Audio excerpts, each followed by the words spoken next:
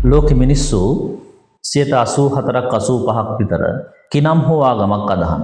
ඒ ආගමට භාෂාව ජන වර්ගය රට අදාළ නැහැ. අද අපි කතා කරන්නේ ලෝකේ ප්‍රචලිත වෙලා තිබෙන ආගම් මොනවද කියලා අදහසක් ඔබට දෙන්න.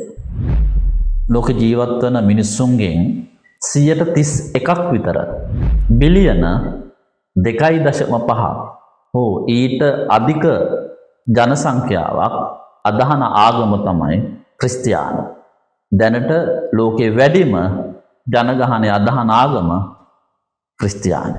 යේසුස් ක්‍රිස්තුස් වහන්සේ මුල් කරගෙන උන්වහන්සේගේ චරිතය දීලා තිබෙන ආදර්ශ පිළිවෙත් ක්‍රමානුකූලව ජනතාවට ප්‍රචලිත කරමින් තමයි මේ ආගම ඉස්සරහට පෝෂණය කරලා තියෙන්නේ. දෙවියන් වහන්සේගේ පුත්‍රයා විදිහට යේසුස් ක්‍රිස්තුස් වහන්සේ ලෝකය මිනිස්සුන්ව ගලවා ගන්නවා කියන මතවාදය තමයි මේකේ ප්‍රධාන හරය බවට පත් වුණේ.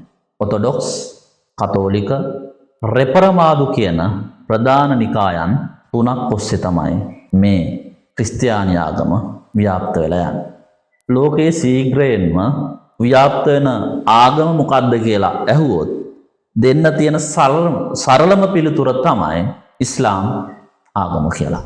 ලෝකයේ ජනගහනයෙන් බිලියන 2කට අධික සංඛ්‍යාවක් අදහන 24ක් විතර ප්‍රතිශතාත්මකව අදහන ආගමක් තමයි ඉස්ලාම් ආගම.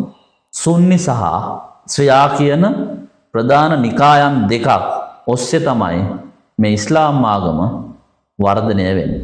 අල්ලා දෙවියන්ගේ අසමසම බලය ජනතාවට දේශනා කරන කියලා දෙන එන නියෝජිතයා බවට මහම්මත්තුමා දේව දූතයා විදිහට සලකලා ජනතාව මින් මුදවා ගැනීම ඒ හරහා සිදුවේ කියන දේ තමයි ඔවුන් විශ්වාස කරන්නේ. ලෝකයේ පැරණිම ආගමික සංකල්පයේ විදිහට සලකන්නේ අපේ අල්ලපු රටේ හින්දු ආගම. 15%ක් විතර ලෝකයේ හින්දු ආගම මිනිස්සු අදහන ප්‍රතිශතාත්මකව ගත්තොත් බිලියන 1.2ක් විතර මිනිස්සු හින්දු ආගම අදහන. ශෛව, වෛෂ්ණවන, ශාක්‍ය කියන ප්‍රධාන පරමාර්ථ 3ක් ඔස්සේ මේ ආගම ඔවුන් පෝෂණය කරනවා. ලෝකෙ මිනිස්සු අදහන ආගම් අතර දේවවාදී නොවන සංඛ්‍යාත්මකව ගත්තොත් ලෝකේ 4වෙනි ප්‍රචලිත ආගම විදිහට තමයි බුද්ධ ආගම සලකන්නේ. ජනගහනයෙන් ගත්තොත් 7%ක් විතර ලෝකේ බුදුදහම අදහන. ගෞතම බුදුන් වහන්සේගේ මූලිකත්වයෙන් මුල් වෙලා තමයි බුදුදහම ලෝකේ ප්‍රචලිත වෙන්නේ. බුදුදහමේ විශේෂත්වය දේවවාදී ආගමක් නෙවෙයි. තේරවාදය, මහායානය තුලින් වෙනස්කම් වලට භාජනය වෙලා වජ්‍රායන සංකල්පයක් ක්‍රියාත්මක වෙනවා බුදුදහම තුල. යනු ප්‍රධාන වශයෙන් තේරවාදය, මහායානය, වජ්‍රායනය කියන සංකල්ප තුන ඔස්සේ බුද්ධ ආගම ව්‍යාප්ත වෙනවා.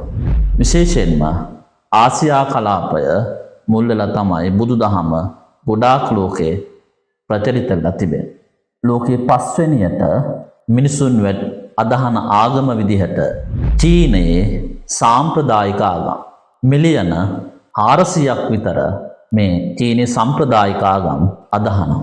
විශේෂයෙන්ම කොන්ෆියුසියස් ධර්මය, තාවෝ දහම, සාම්ප්‍රදායික විශ්වාස මත තමයි මේ ආගමික සංකල්පය චීනයේ ගොඩනැගිලා තිබෙන්නේ. ඉන්දියාවේ පංජාබ් ප්‍රදේශයේ මුල් වෙලා සිකී ආගම මිලියන 20කට ආසන්න ජනතාවක් අදහන ආගමක් සිකී ආගම. ලෝකෙ පැරණිම ඒකදේවවාදී ආගම විදිහට සැලකෙන්නේ යුදෙව් ආගම. මිලියන 15ක් විතර මේ යුදෙව් ආගම ලෝකෙ අදහනවා. ලෝකේ ප්‍රධාන ආගම් දෙක ක්‍රිස්තියානි සහ ඉස්ලාම් කියන ආගම් වලට මූලික හරයන් එකතු කරගෙන තිබෙන ආගම තමයි යුදෙව්.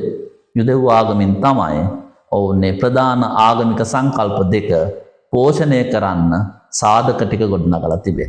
ලාවෝසී කියන දාර්ශනිකයා මුල් වෙලා තාවෝ දහම නැත්තම් මාවෝ දහම මිලියන 15ත් 20ත් අතර ප්‍රමාණයක් ලෝකේ තාවෝ නැත්තම් මාවෝ දහම අදහනවා කියලා තමයි පුරෝකථනය කරන්නේ. ස්වභාව දහමට අනුව ජීවත් වෙන්න මිනිස්සුන්ට හුරු කරන චීන දර්ශනයක් විදිහට තමයි තාවෝ දහම හඳුන්වන්නේ. ඉන් අනතුරු අපි කතා කරන්නේ මොයිස් දහම. ලෝකයේ මිනිස්සු මිලියන 10ක් විතර මොයිස් දර්ශනය අදහනවා.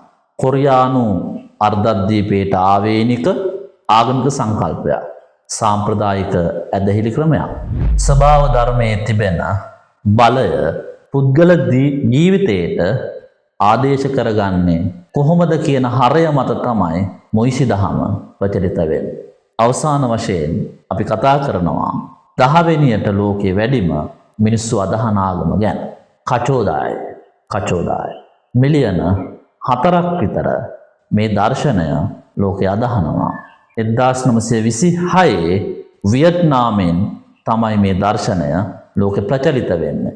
මේ දර්ශනය සඳහා ක්‍රිස්තියානි, බෞද්ධ, ඉස්ලාම් ආදී ආගමික සංකල්පවල තියෙන පොදු හරයන් එකතු කරලා තමයි මේ ආගමික සංකල්පය ගොඩනගලා තියෙන්නේ. ආගම කියන්නේ මිනිස්සුන්ගේ විශ්වාසය. ඒකට ජාතියක් නැහැ. ඒකට කුලයක් ඇත්තෙත් නැහැ. භාෂාවක් ඇත්තෙත් නැහැ. අදහන එක, පිළිපදින එක ඔබට බාරයි ආගම.